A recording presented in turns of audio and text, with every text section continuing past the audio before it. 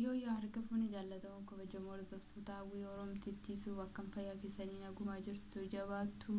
nageenyi keessan badhaadhaa idduma jirutti nagaan guutuun qaba. Nagaa waaqayyo iddoo jirtanitti isiniif haa baay'atu jecha har'a deebi'ee dhufeen jira.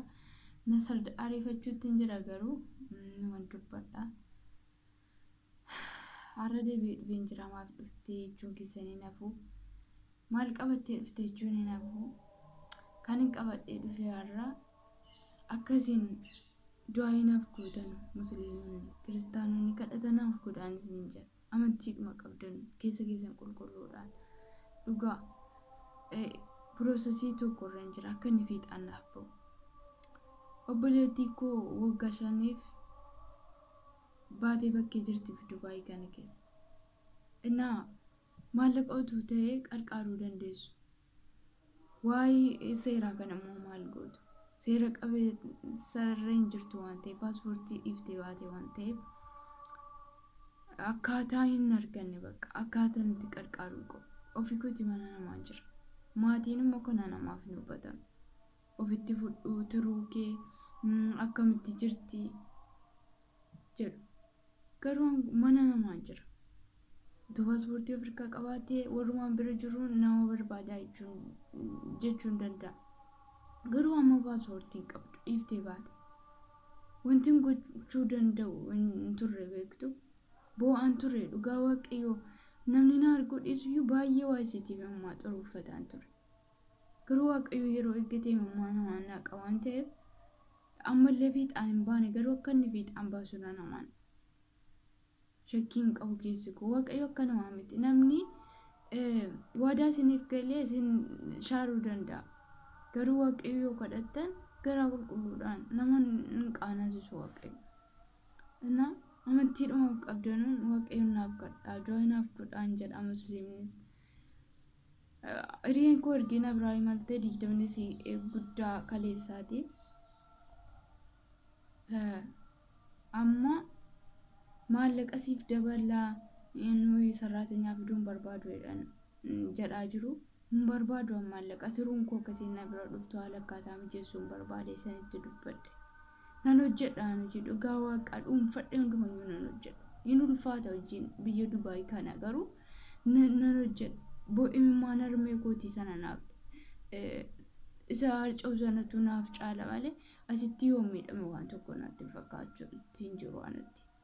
Harmeen koo galgalaa ganama gara haadhaatii galgalaa ganamatti bo'ootti jirti. Innaa na bira dhuftee jennaan sirkiidhaan nan gorsa garuu nan nageessu garuu yoo siin qaamaan na bira dhufte amma ta'e tokko na sodaatti na dhaggeeffattee waan hin amanuuf waaqayyo kan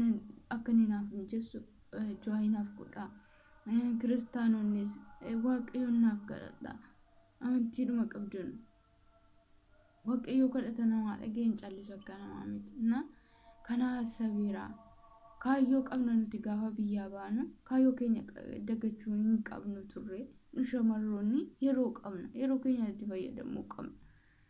innaa akkasumaan zimmi jennee asitti yeroo keenya dabarsine yookaan hojjennee waan tokko fuuldura keenyatti ilaaluu dhiifne yookaan immoo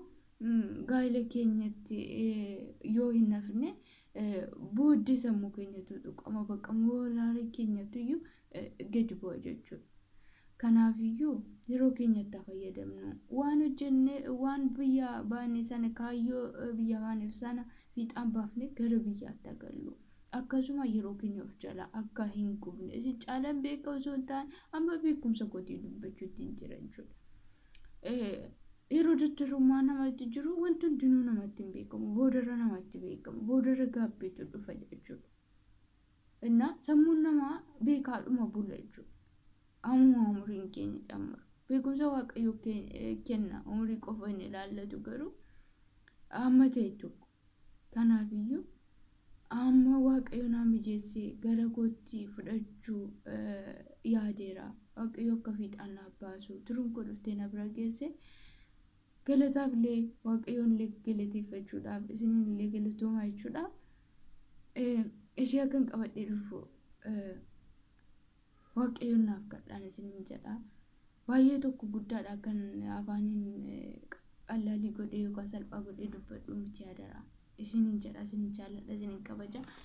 uffata tokko suttin jiran jalaa qabate adara hojjettoota kiyyaa isinin jedha nagaa fayyaanaaf ta'an isinin jaalladha isinin kabajaan isinin jedha kana dubbachuufani warri akkasuma yeroo keessan of jalaa gubaa jirtanullee yeroo keessan itti fayyadamaa wanti shamarroonni yeroo qabnaa isinin jedha nagaa fayyaanaaf ta'uu jirtanitti isinin jechuun jaalladha turuun kullee na bira dhuftee akkana yoo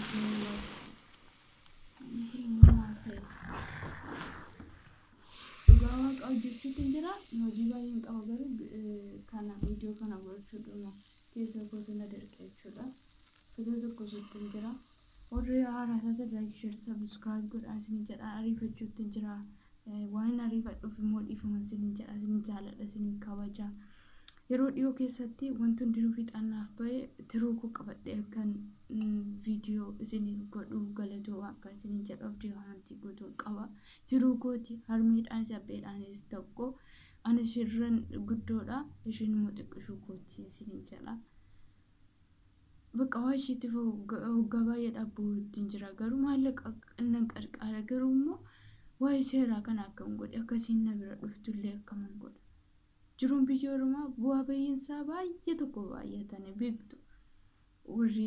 biyya Oromoo jirtan jechuudha kanaafiyyuu waaqayyo mookin namaa miti kana fiixanaaf baasee jiruun kun na bira geessee bakka akkasuma callisee gatee galuuni baay'ee tokko garaana nyaachuutti jira beektu ji'a muraasa booda gara biyyaatti nan gala garuun waan hunda mijeessee fi yoon galee garaan koo guutuudhaan jiraadha jechuudha እና ዝም ብለ አከስማ ይወታይማ አርሜንኮስ ኢምፖስ የሮን ገራ ቢያት ገሉ ትሩኪ ገቴ ዱፍቲ አከምታቲ ዋን